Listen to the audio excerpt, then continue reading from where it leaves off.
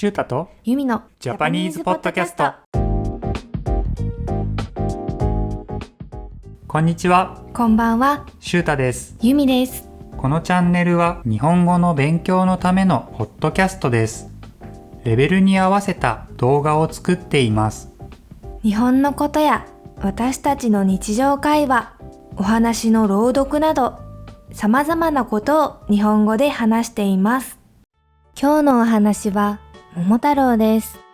桃太郎は日本人なら知らない人はいない、とても有名なお話です。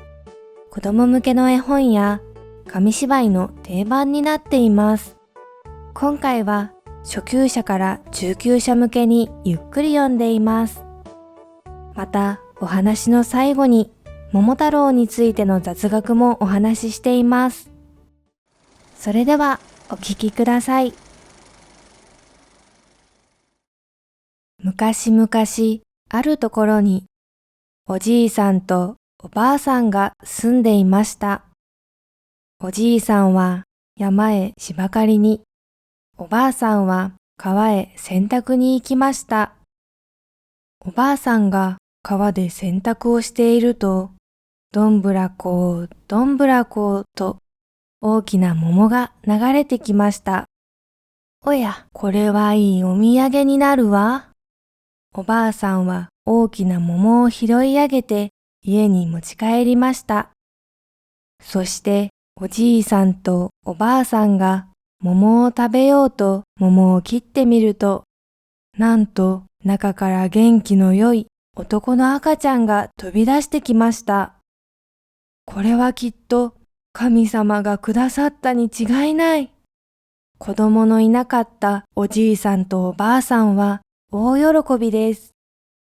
桃から生まれた男の子をおじいさんとおばあさんは桃太郎と名付けました。桃太郎はすくすく育ってやがて強い男の子になりました。そしてある日、桃太郎が言いました。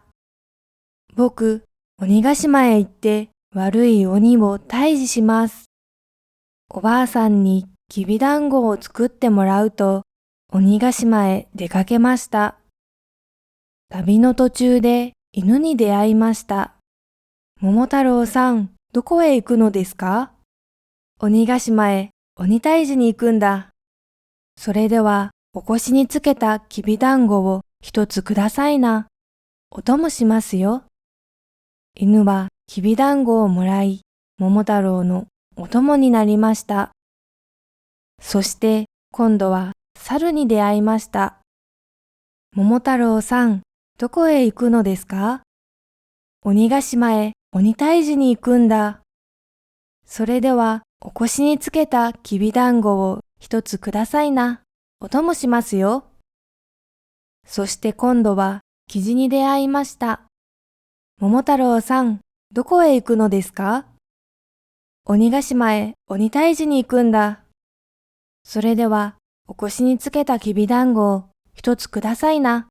お供しますよ。こうして犬、猿、キジの仲間を手に入れた桃太郎は、ついに鬼ヶ島へやってきました。鬼ヶ島では鬼たちが近くの村から盗んだ宝物やごちそうを並べて酒盛りの真っ最中です。みんな抜かるなよ。それ、かかれ。犬は鬼のお尻に噛みつき、猿は鬼の背中をひっかき、キジはくちばしで鬼の目をつつきました。そして桃太郎も刀を振り回して大暴れです。とうとう鬼の親分が、参った参った、降参だ、助けてくれ、と手をついて謝りました。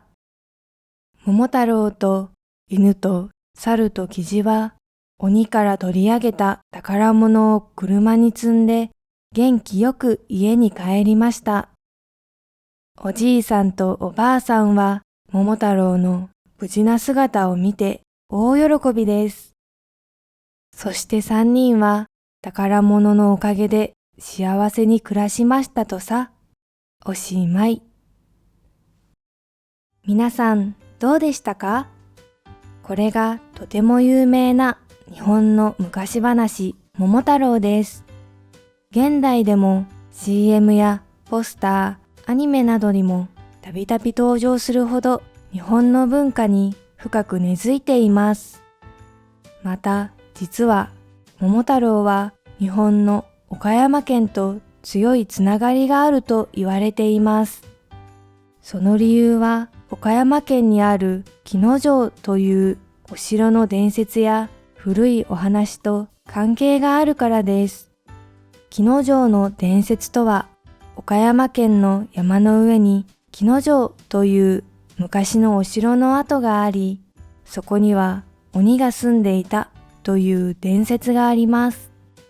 また、岡山には吉備という名前の昔の国がありました。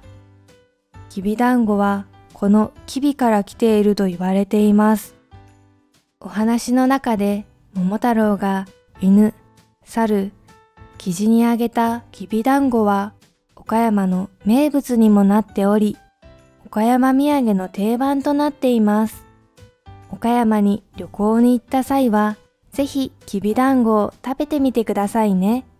それでは今日はここまでです。グッドボタンやチャンネル登録をお願いします。これからも一緒に日本語の勉強を楽しんでいきましょう。最後まで聞いていただきありがとうございました。またね。バイバイ。